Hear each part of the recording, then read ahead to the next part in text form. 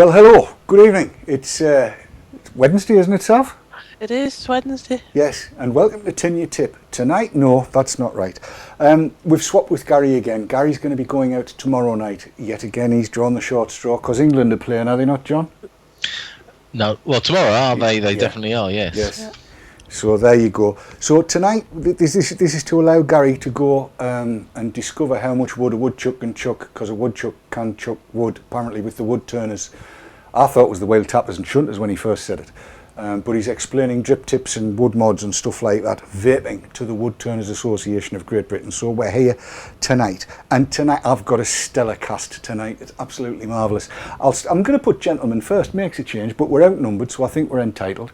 Over in the far right monitor, you will see John Diver of the New Nicotine Alliance. Good evening to you, John. How are you doing? Not so bad. Not so sure I like being on the far right, but apart from that, yeah, I'm doing pretty well.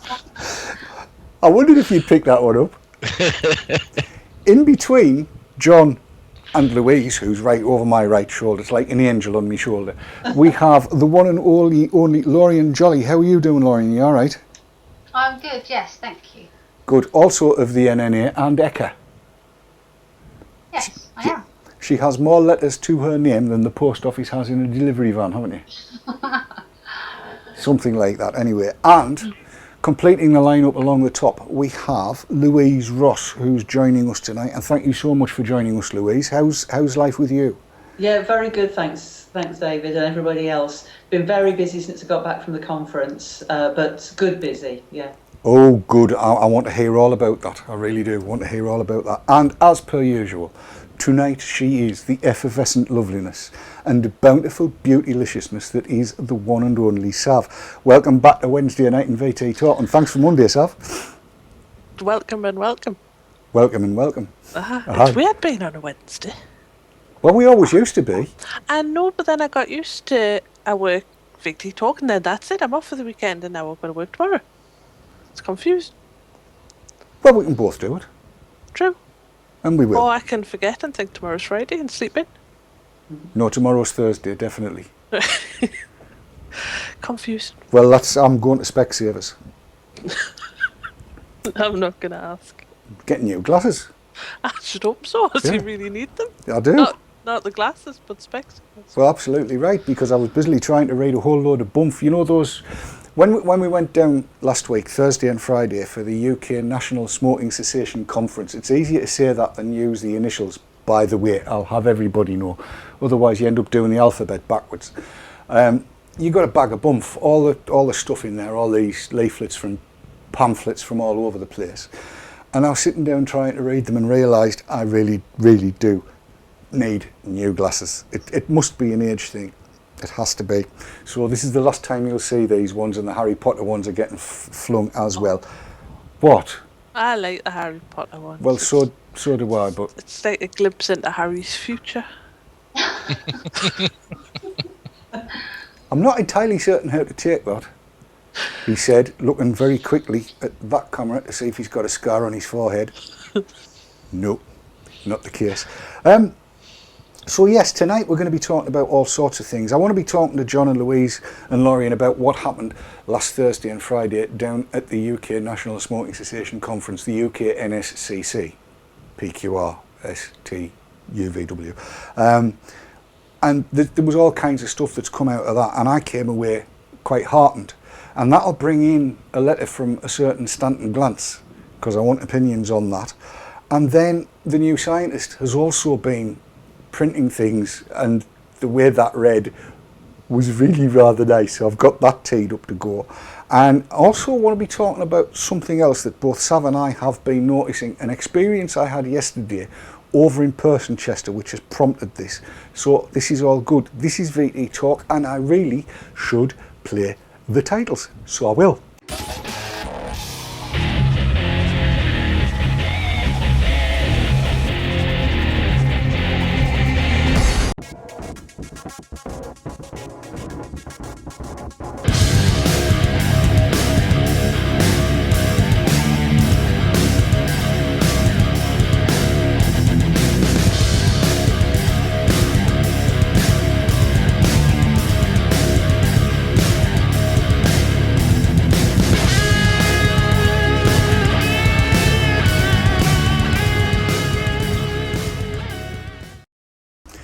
Yes, UK National Smoking Cessation Conference. Now, before we go any further on this, I think every vaper in the UK owes Louise Ross a very, very, very big debt of gratitude, for had it not been for her actions, we would not have been represented at the UK NSCC. Am I right, fellow vapers?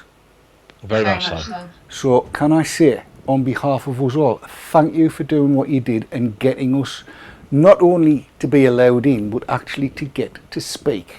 Yeah. I was really pleased the way it worked. I mean, shall I say a little bit about how it came about? Go for it, please do. Okay. When the first time that the conference programme was put out, there were a few comments from vapers on Twitter, and I thought there shouldn't be, if there's comments on Twitter, there should be comments at the conference as well. So I contacted Andy McEwen, one of the organisers, he's the sort of like brains behind the whole thing, and said, why don't we put a workshop on, have some vapers there, because I knew from conversations with you guys before that you'd be up for it. And I just imagined that it would work exactly how it did, that we'd have, somebody chairing, somebody, to introduce it and do the sort of like authority stuff, me to talk about how we've used it in Leicester, and then people to talk to the audience about their own experiences. And I think it worked brilliantly. I mean, I'm sure everybody's going to say something about that during the course of the programme. But Andy McEwen was just so thrilled to be able to do it. He was so pro the idea, as were a lot of other people. And as you know, Monique was great. Helped everybody out. Setting it up, and they. They also wanted you to talk to all the delegates as well. So yeah, I thought it was great. Well, yeah, I was going to mention that, because not only did you sort out this parallel session that we all did, but it was also sorted out that the new Nicotine Alliance would get not a stand per se, although that was offered, but a comfy corner where we could sit, where John, who manned the whole thing, really, I mean, you were there 24/7 more or less while the conference was on, weren't you, John? It kind of felt like it did. I must admit, by Friday afternoon, by about 4 o'clock or so, I pretty much had it. But it went very well. Louise mentioned Monique. I have to say, thanks to her, she came up to me very first thing on the first day, and said, "Technically, you're not allowed to vape." I said, "Oh well," and she said, "But don't worry, we don't care." She says, "Obviously, you've got to demonstrate, so just be aware that the hotel staff may not like it." Yeah. Question: did anybody get pulled for vaping? Did anybody see him? No, I didn't get pulled. Nobody did. No. There you go. So actually, the hotel staff couldn't be given a tuppenny toss, could they? Really? Because there was a couple of times there was panic. I do occasionally forget where I am and let a great cloud go, and that happened once or twice. Nobody said a word about that. So yes, effectively what we had was two talking shops, a very formal one and an informal one, where a lot of people came together to talk to vapers. There was Sarah Jakes there, Twiglet, Lorien, John, myself, and it was pretty good. I'll have two, please. Where is that? That's my dog just got into guard dog mode. Really? He's stopped now, it's fine. There must be Sorry. there must be a spider in the house, Lorien. Yeah, I wish.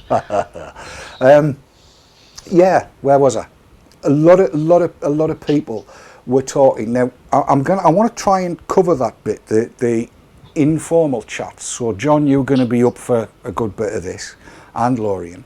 But then I'm going to come back and ask what feedback you've had, Louise, about the informal chats that people have had, because I don't know about anybody else. I saw and felt a massive shift during the course of the 2 days. So let's start with John, and kind of,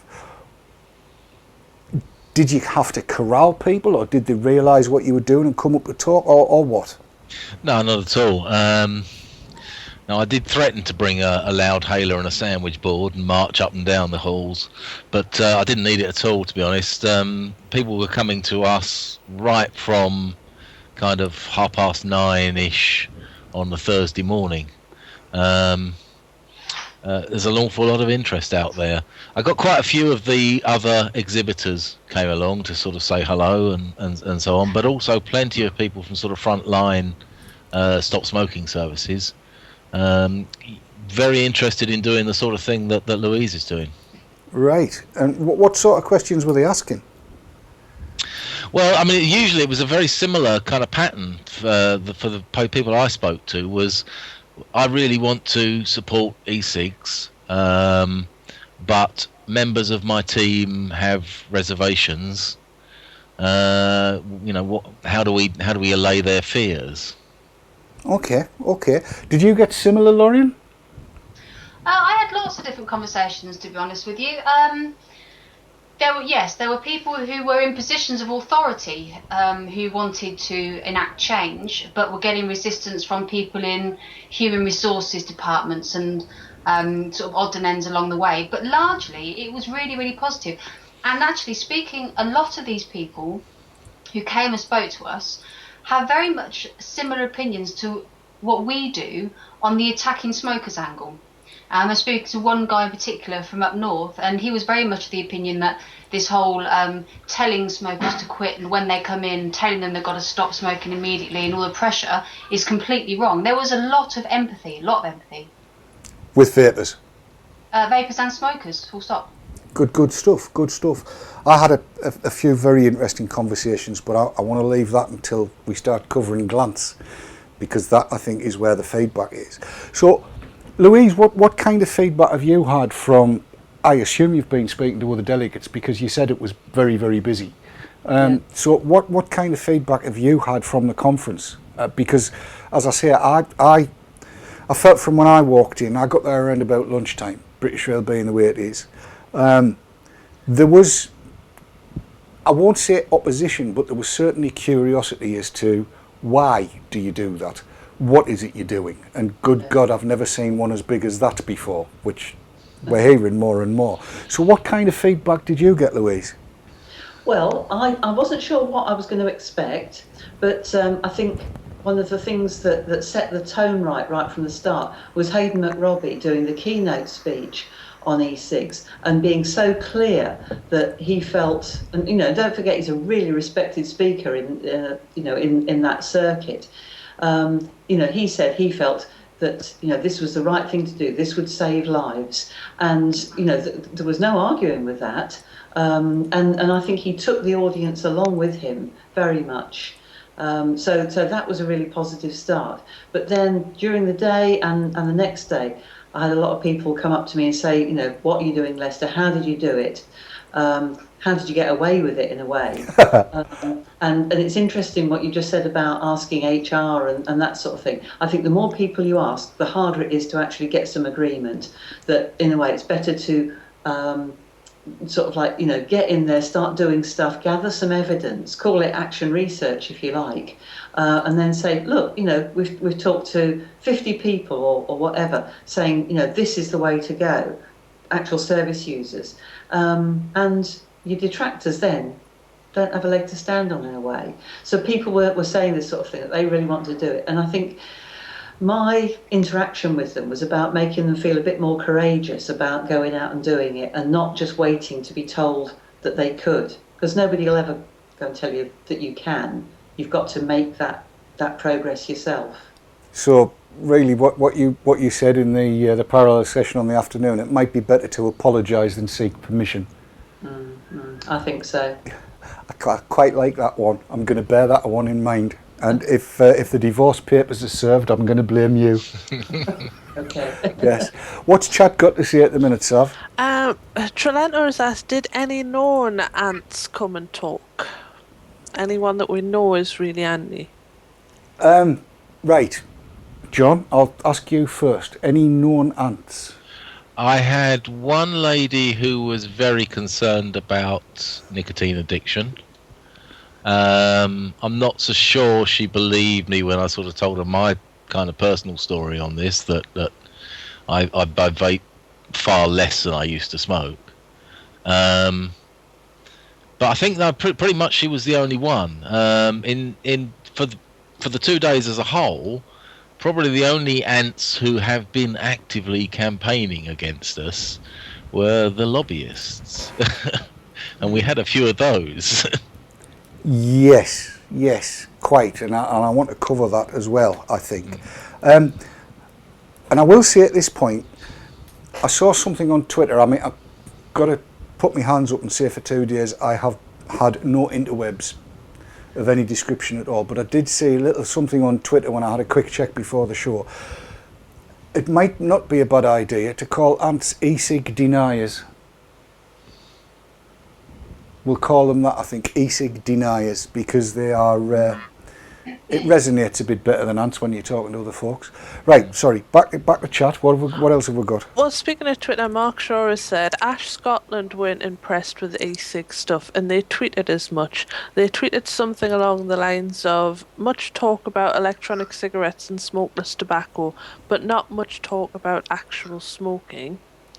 And Becky said it's counterproductive to keep telling smokers to quit all the time. Yes, I would agree with that. It never worked for me. In fact, the more they told me to quit, the more I dug my heels in. And I had this conversation with a few folks. Did you speak to any e-cig deniers, Lorien? Not that I would say I was aware of. Nobody I spoke to was massively negative. People had concerns, the same concerns that we hear all the time, but we have the arguments for those, so it's not a massive panic. Largely, people were positive. Yes. Well, I'm going to give another shout out to Martin Dockrell, because Martin's he's an enabler, I think. And the minute he saw me walking around, because colonial bloke in the big city, I easily get lost. And I mean, it wasn't like the registration desk was small; it was bleeding huge, and I couldn't see it. Should have gone to Specsavers earlier. So I went wandering around trying to find where everybody was. I have no idea how I couldn't see them, because they were sat right in front of where I walked in, but never mind, I did. Martin grabbed hold of me and introduced me to, I think he's the chair of UK NSCC, Eugene, he's the Director of Public Health for Newcastle. And we had quite a long conversation, and Eugene was really not that impressed by e-cigs when we started, but by the time we finished was, and I'm going to be meeting up with him. We'll be talking in Newcastle, and we'll be seeing where things go from there. So that was one. A little bit later, Martin tried to broker a conversation between myself and Marissa de Andrade, who is, I believe, one of Gerard Hastings' sidekicks, and she just said no point, and that was that. Yes, John? There was another situation exactly like that. I'm not sure who it was. On the Friday morning when I got there, Martin was sitting there talking to a lady, and they were both sort of tucking into some breakfast. Mm-hmm. Did someone say the name? Amanda Amos, that was Lorien. Ah, yes. Well, Martin tried to introduce her to Sarah Jakes, twice in fact. And she completely and utterly just blanked her both times, wouldn't even look at her, just carried on chatting to Martin. It was really quite rude. I didn't actually see what was happening. I just kind of thought there was a bit of a sort of tension to it. But they were sitting in our seats. If I'd have known that was going on, I would have shifted her out, to be honest.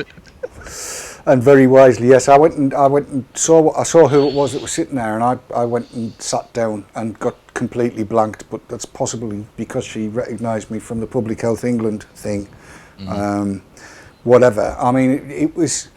I thought it was quite strange, I've got to say, that of everybody we spoke to, there were only two of the recognised e-cig deniers, for want of a better phrase, who wouldn't speak with us. And one very, very active professor who's, I'm going to say, stationed in Bath. I'm not going to mention any names here, who I had a 2.5 hour conversation with, and who I think was extremely reasonable. And you were in on that as well, weren't you, Lorien? I was surprised. I definitely learnt a lot about her during that conversation. Yeah. Yes, and I came away from that thinking that we might see some change here, because she was, from what she was saying, very, very supportive of e-cigs, and she said she'd been advising friends to get them, and she'd actually given people e-cigs, which came as a bit of a surprise to me.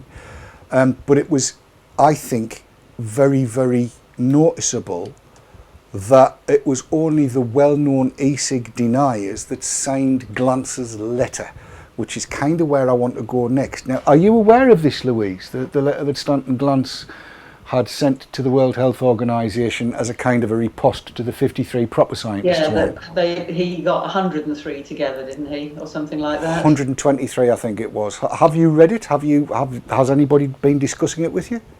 No, I saw it. I haven't actually been in work today. I read it briefly, and it was Simon Chapman who had put it up on a Facebook group, and I was absolutely appalled. Really, really quite depressed about it. And it made me think that, whatever else the rest of the world does, England has really sort of like got some progress started. We've got, a lot of people, on the right side. Whatever else the rest of the world does, England will be in the forefront. Well, yes, I mean, Stanton Glance had made an allusion to that, where he said he thought that the UK was being used as one very large experiment. And if that is the case, and Professor Glance, if you're watching, bring it on. Yeah. Bring the experiment on. I think, well, I'm not going to try and speak for every vapour, because there's no way I possibly can, but certainly all the vapors I know and all the vapors I talk to, we've all put our hands up and said we'll be guinea pigs. Am I wrong? Nope. No. And yes, bring it on, because if this is the experiment that proves the theory and the concept that e-cigs will indeed save lives, that e-cigs are the 21st century way of doing what smokers have done for a million years. And that's not, I mean, everybody knows I'm not against smokers or even smoking, but I think, yes, I'm more than happy to be the experiment that will ultimately show Stanton Glance to be the fool that I personally believe he is, based on the evidence of mine own eyes, having read his own self-citatious twaddle. There you go. And I bet chat will have something to say about that by the time we get to it, but we'll get to that after the adverts. We'll be back in a couple of ticks. Don't go anywhere.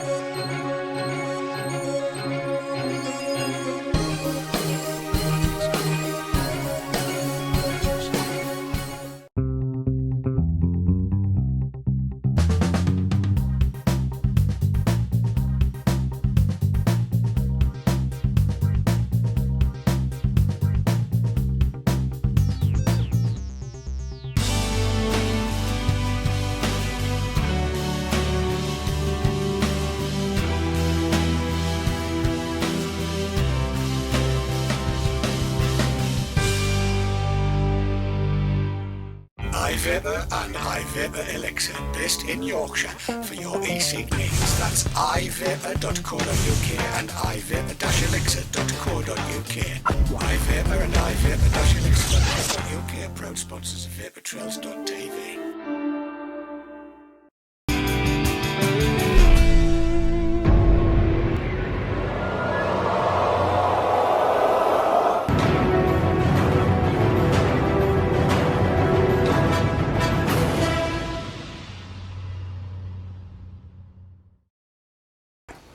Whoops.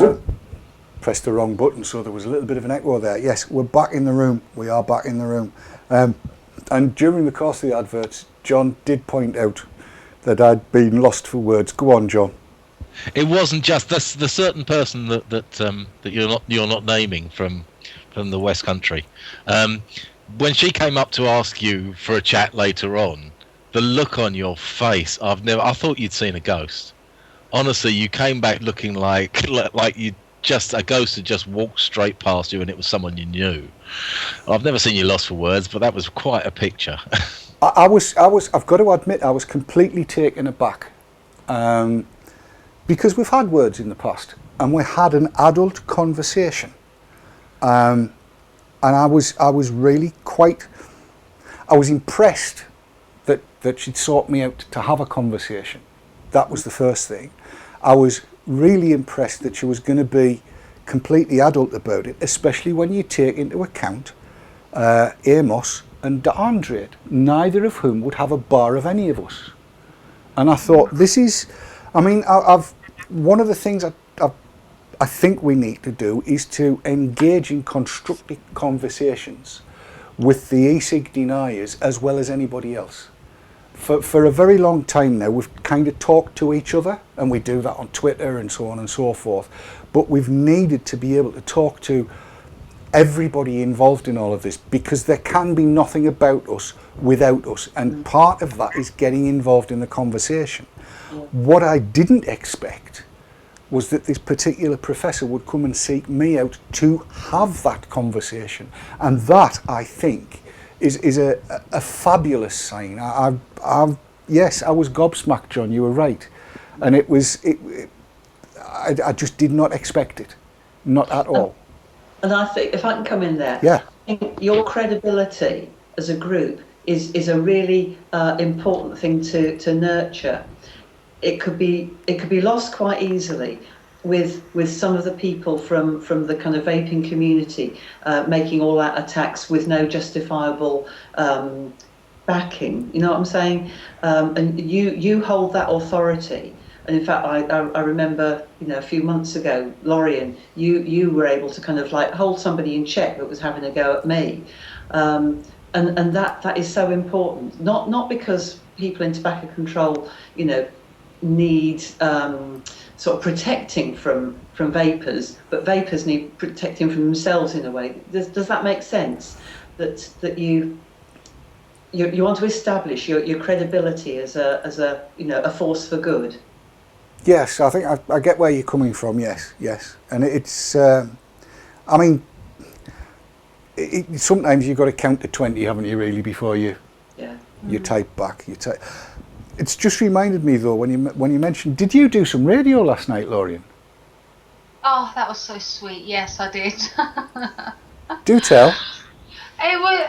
I don't know. God, months and months ago, after I'd done a show here, I had to do a BBC Birmingham radio show that Oliver put me onto, and it was a no pressure, no controversy, just a little bit about e-cigs. They rang me yesterday to say, "Oh, could you come back on again and talk about e-cigs, because we're talking about smoking tonight."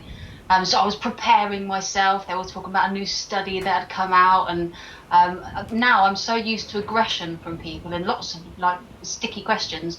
And all it was he wanted me to talk about the fact that I used to smoke and then I vaped and how that happened and what advice would I give to other people. And it was so lovely and actually really positive. No controversy at all. Just a program about smokers and what advice would you give to a smoker. It was lovely.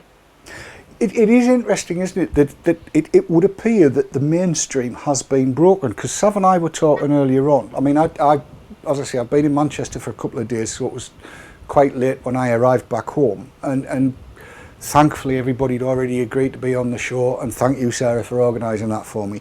But Sav and I were just kind of talking through how it was all going to go, because actually we do prepare, don't we, Sav?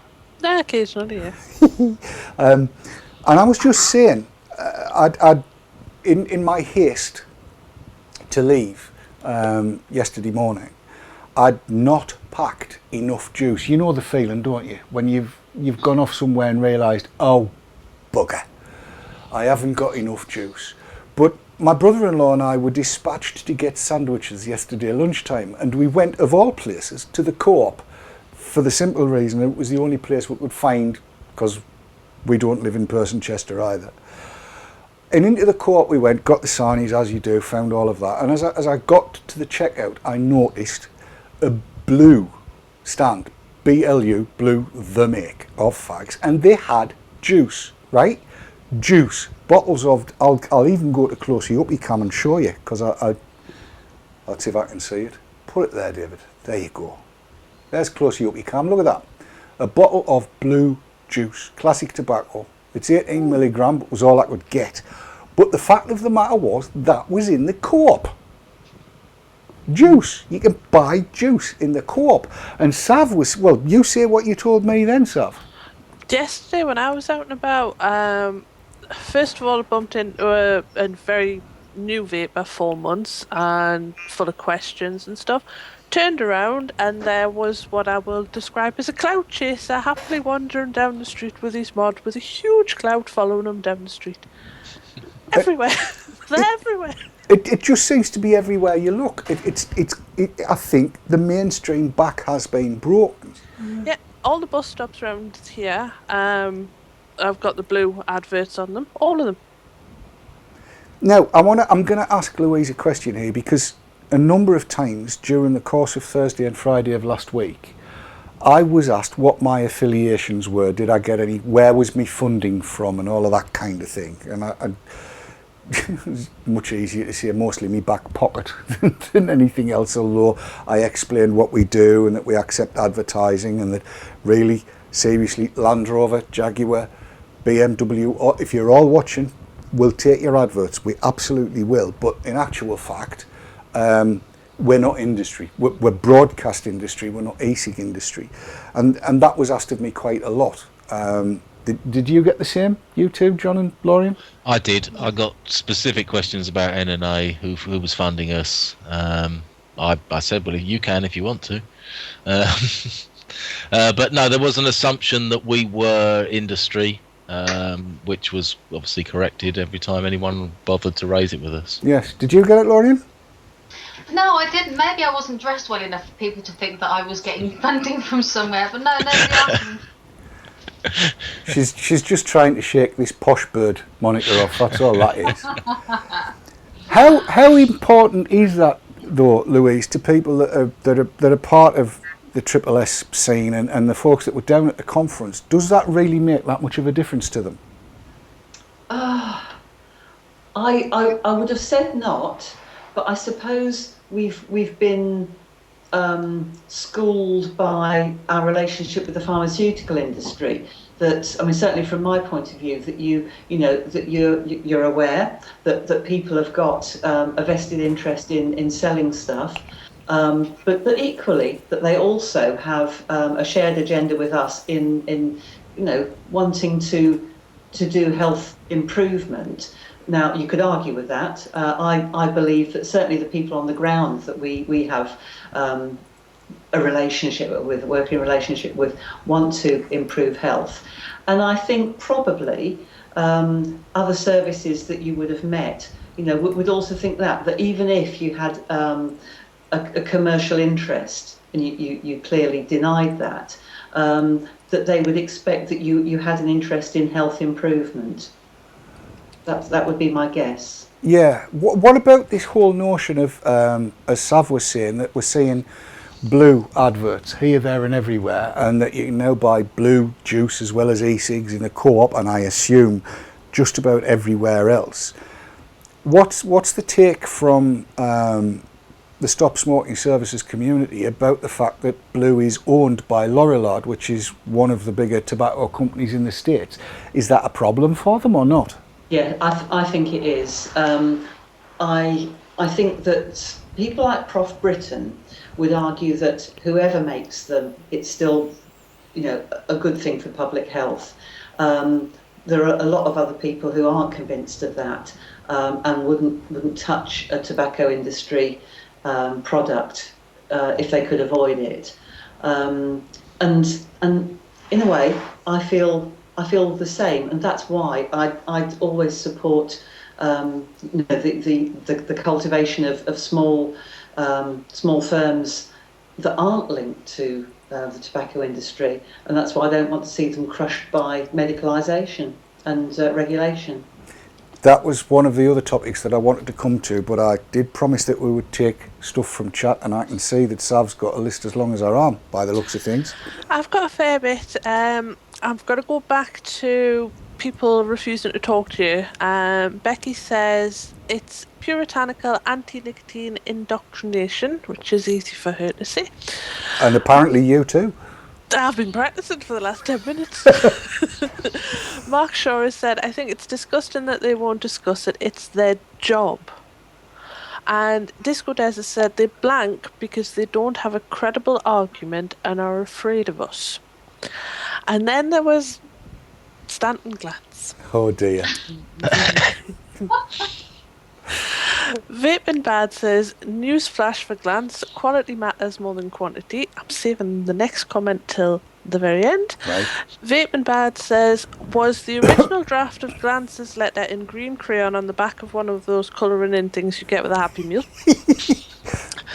Mark Shaw says, regarding being guinea pig, he says, well, if we don't take part in the experiment, the alternative is to go back to smoking.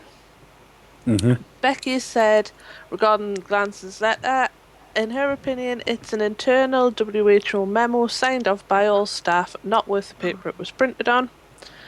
Mark Shaw again says, I don't think even Glantz believes what he says anymore. It's just, he's in it for, it's all personal now, it's all about his ego. Mm-hmm. Whip It Up says, it's very scary how many people still listen to Glantz though, and my favourite comment so far tonight has come from Jester, and Jester says, Stanton Glantz, you can't get medical advice quicker than from a quick fit fitter. That's very good, that. Yeah, I like that. Right, let's address this. Let's address this whole medicinalisation of e-cigs via the stop smoking services and stuff like that, because I know there are people out there who are worried by it. The fact that we were down there speaking to people who are using overtly medical, they've got MAs on all of the stop smoking stuff, they are a little bit worried that this could lead towards the medicinalisation of e-cigs. Before I ask Louise to comment on that, I should also say that during the course of Friday, the boys from GlaxoSmithKline, or GSK as they will hereinafter be known, arrived at the NNA stand where we were all sitting comfortably and talking about things, and I couldn't help myself. I asked them outright, is there going to be a GSK medicinal e-cig? And I think both John and Lorien were there at the time, weren't you? Yeah. Can you remember what they said? I'll go to Lorien first. No, I came on the end of that conversation, so... Right, I'll go to Lorien first then. Can you remember what they said? No, I came in at the point of flavours when they were talking about how bad flavours for kids were. Yeah. Right. Ah, yes. Well, basically what they said was this. Not in the next 10 to 15 years, and probably not then, because it would cost millions to do it, and they don't think you can possibly get a marketing authorisation for an electronic cigarette, because it's just not possible to do. When we were talking about the flavours, I pointed out to them that they sold, I think it's Tropical Fruit Burst flavoured nicotine gum. Were you there for that one, Lorien? I was, yeah. They didn't realise that. They didn't, did they? They didn't.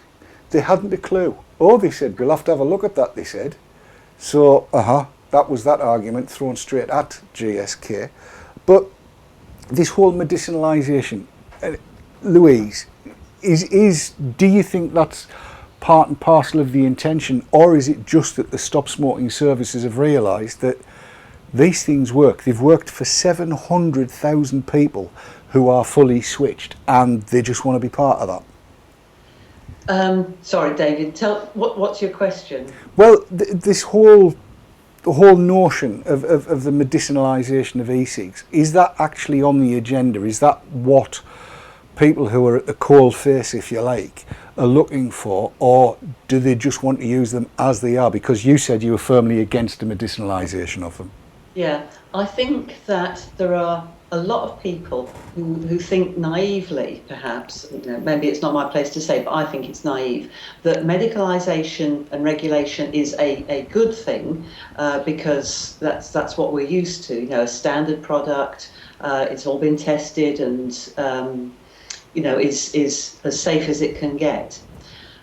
We know, don't we, that will actually shut down an enormous amount of the market and actually take away choice from users.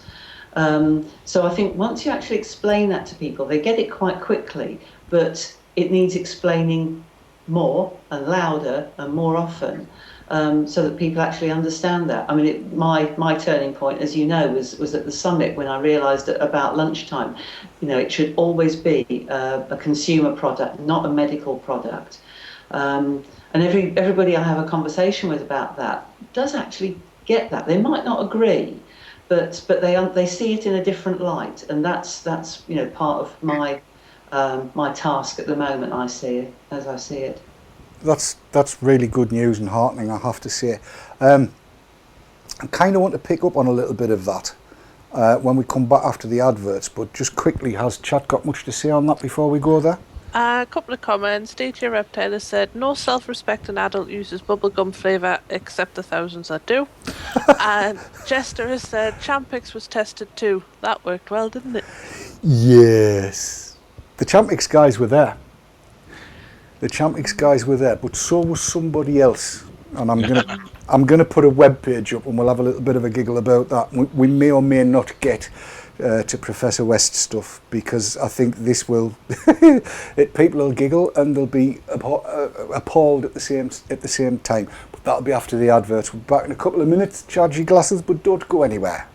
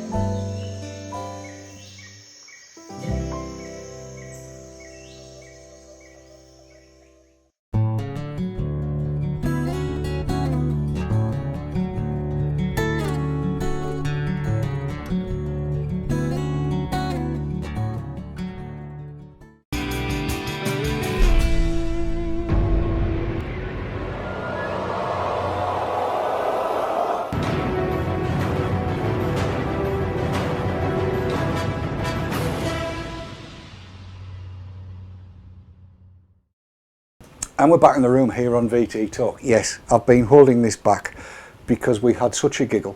And I need to go to this shot. There it is. There was a firm there called NRT E-Liquid. All right. And they did quite a bit of business, so they did. There was lots and lots of people talking to them, and our John went to see them.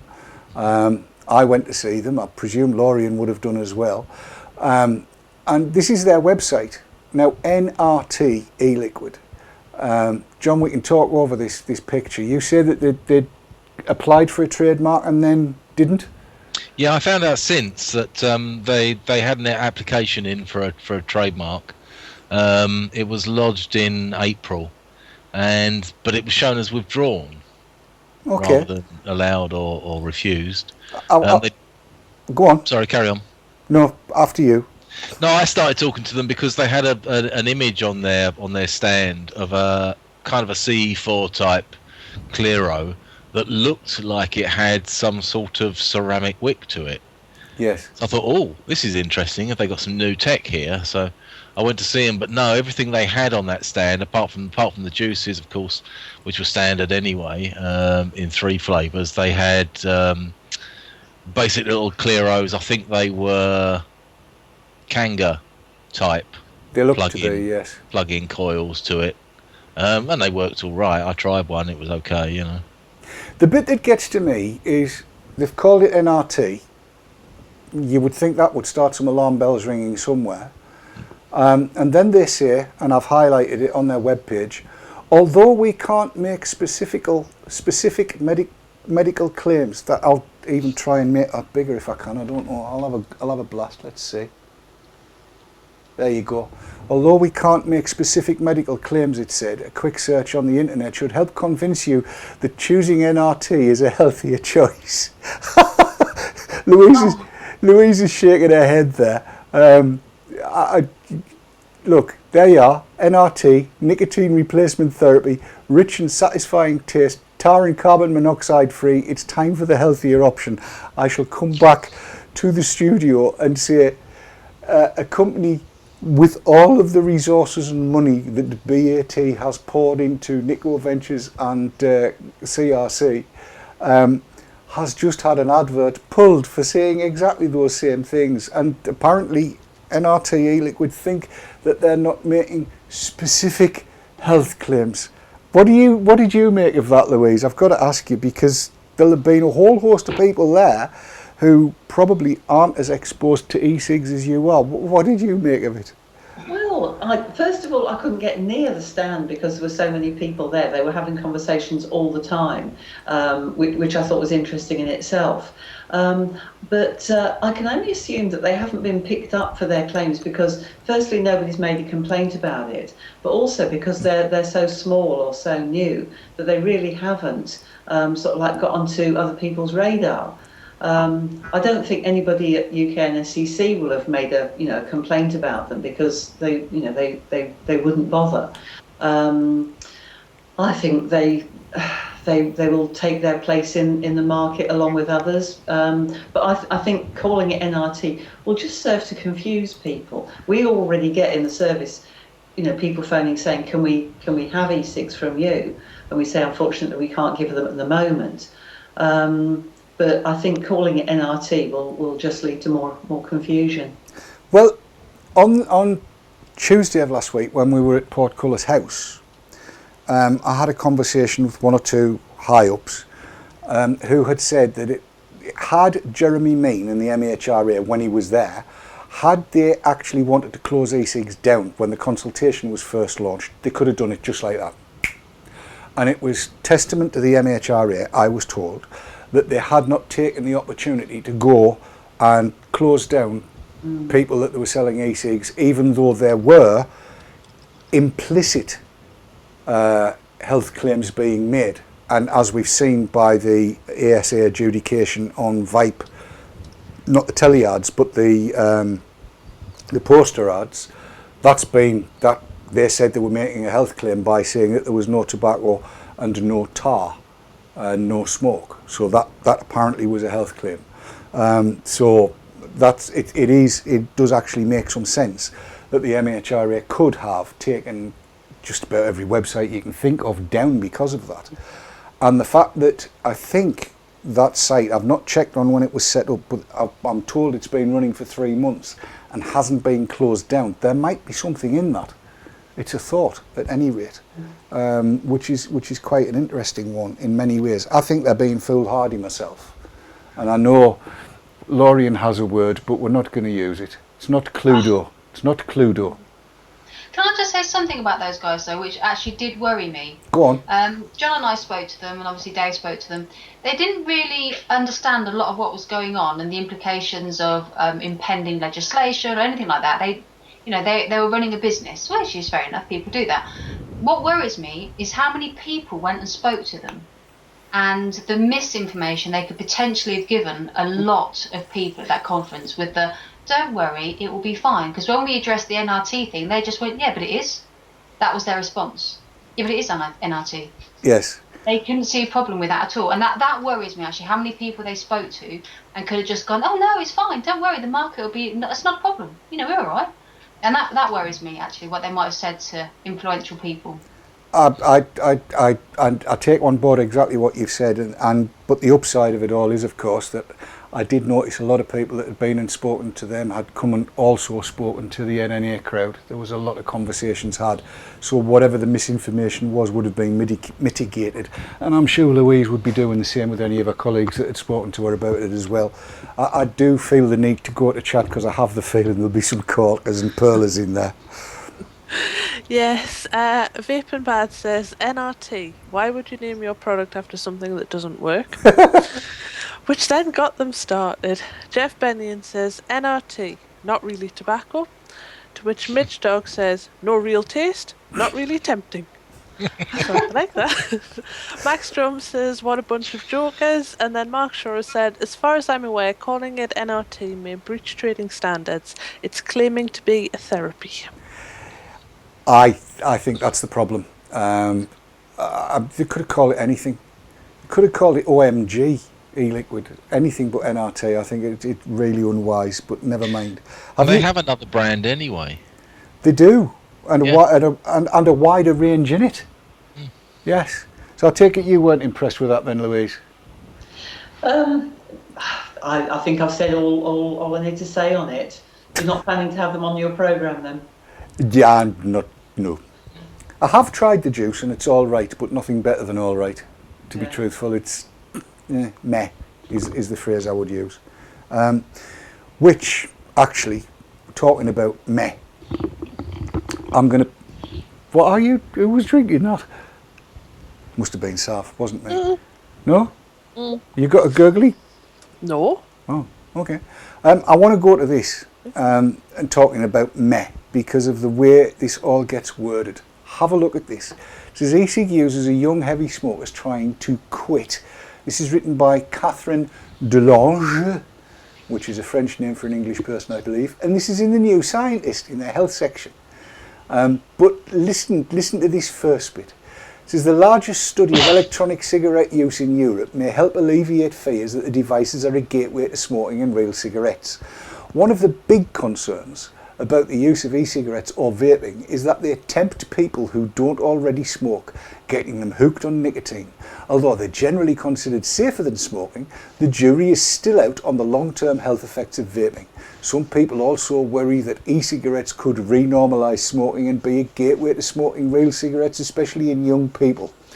Stanton Glantz at the University of California in San Francisco is convinced that e-cigarettes lead young people to smoke real cigarettes.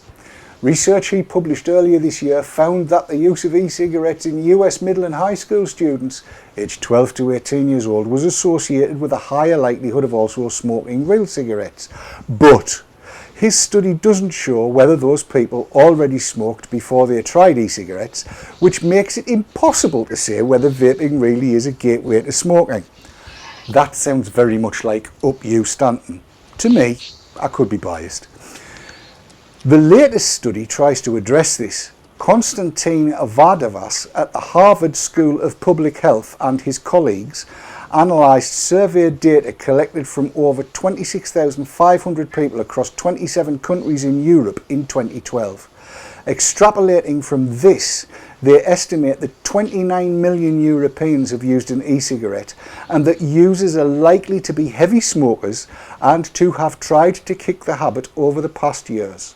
E-cigarette use was highest in smokers aged 15 to 24, but it found scant evidence that e-cigarettes are encouraging those who don't smoke to pick up the habit.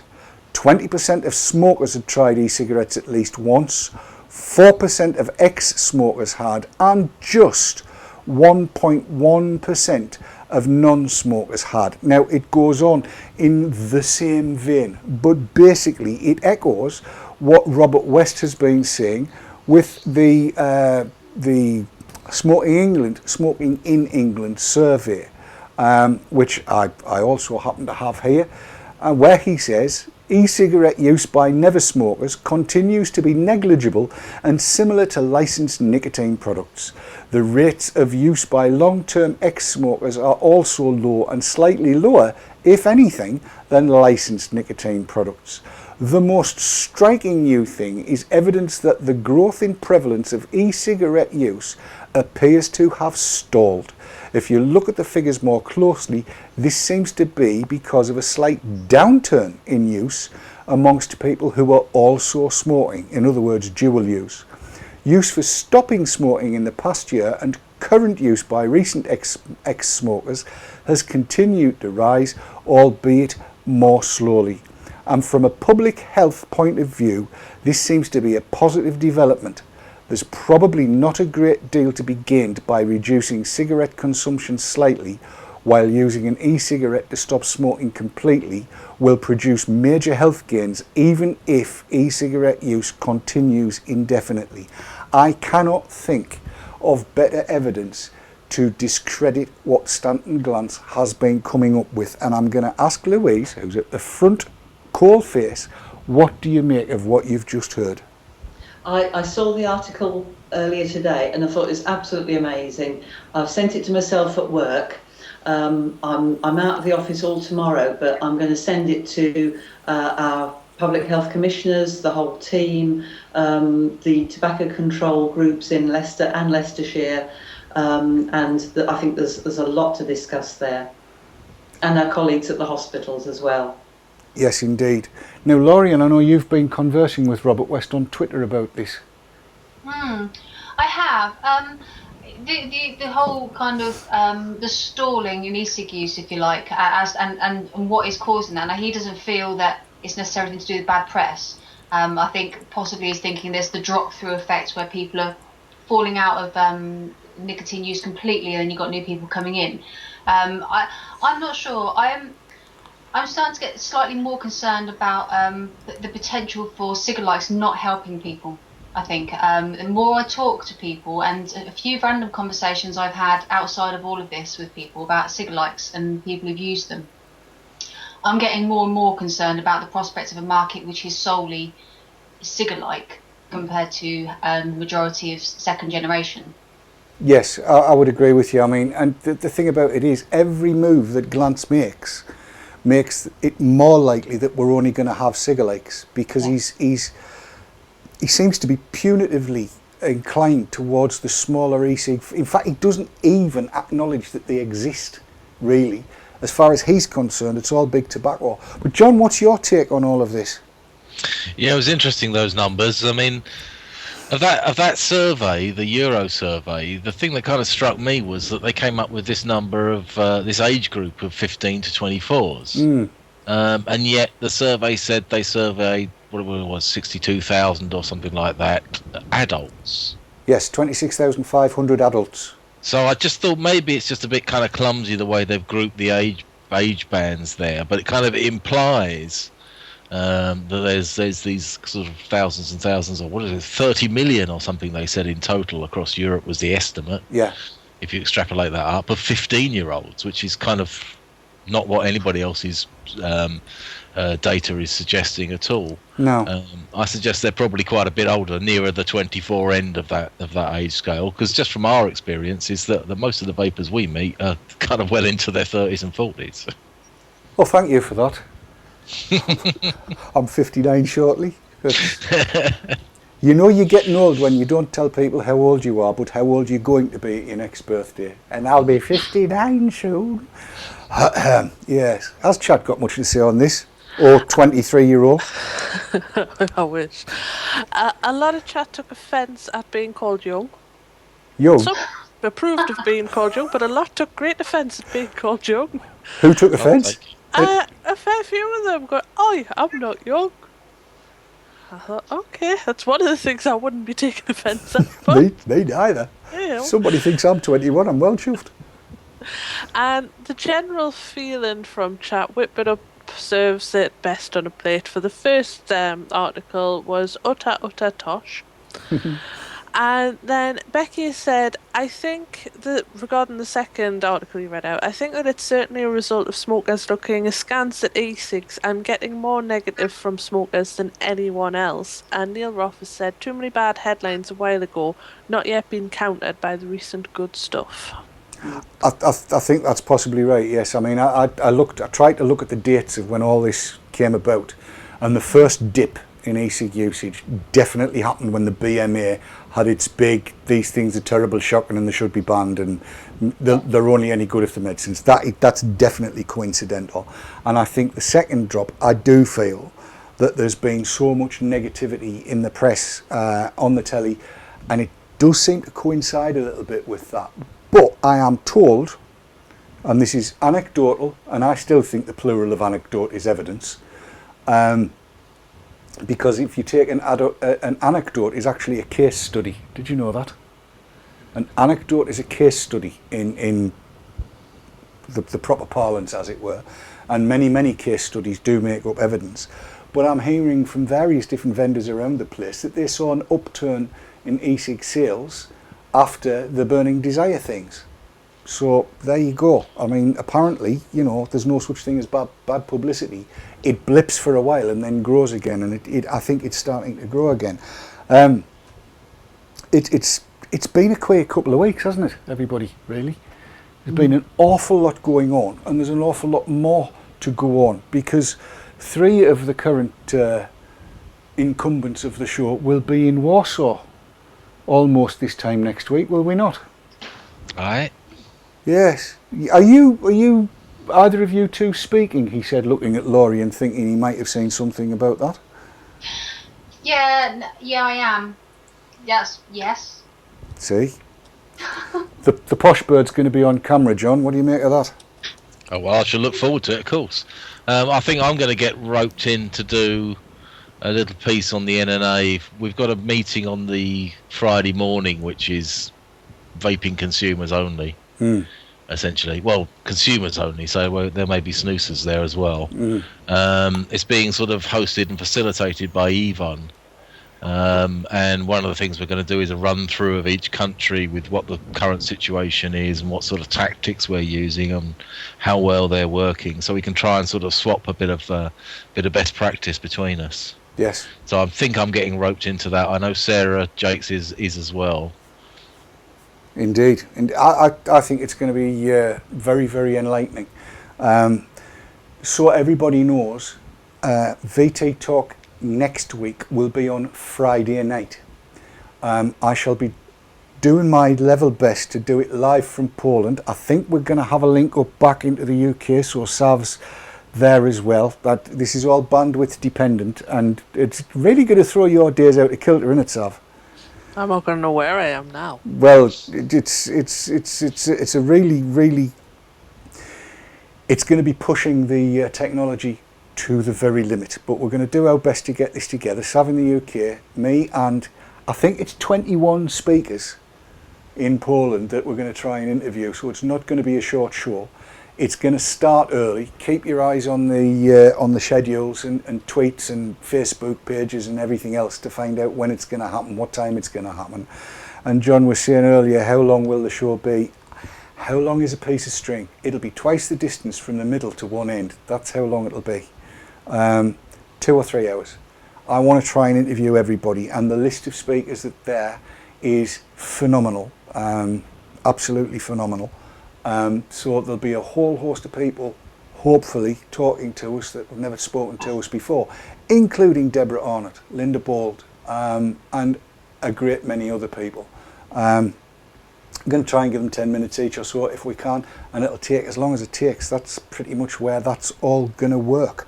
And that brings us screaming to the end of the show. We've overrun. I want to say a big thank you to John and Lorien for joining us tonight, and an even bigger thank you to Louise for everything you've done. You have enabled the Nothing About Us Without Us to go forth, and it's going to multiply. And I love the idea that more and more vapers are getting involved, as they are in Wales. Scotland's going to be next, because as we heard, Ash Scotland wasn't that impressed about all the talk about e-cigs, so no doubt there'll be vapers up there talking to Ash Scotland. I'm sure that'll be realised, and hopefully we'll see it spread worldwide. Nothing about us without us, never forget that. But as usual, after having said thanks to Sav, because it's been a busy couple of days, been a busy week. It has. I need to get the words and pearls of wisdom from chat, as we usually do, and give chat the last word. So Sav, it's over to you. The last word tonight comes from DJ Reptile, and he says, the industry is doing a great job in the main. I would leave us, them to it and see what we come up with. They may be surprised. Indeed, right. That is actually very, very right. It's been, as ever, a great pleasure to spend the last hour with everybody. John, before we go, what was the final score? It was 2-0 to Chile. Spain are out of the World Cup. No! Yeah. Got it. Wow. Weren't they supposedly the best in the world or something? Well, everyone was putting them down for a third, yeah. Really? So, this is where I prove I know nothing about football. Does that mean England's going to win it then? Yeah, so yeah, it does, yeah, definitely. So those flags really are for people with little willies? Yeah. Okay. It only remains for me to say, as per usual, thank you so much for watching. Vape on, vape hard, and don't let the bastards grind you down. From all of us here, thanks for watching and good night. Bye bye. Say night night, everybody. Night, everybody. Bye. Night night. See you next time. See you Monday. Bye.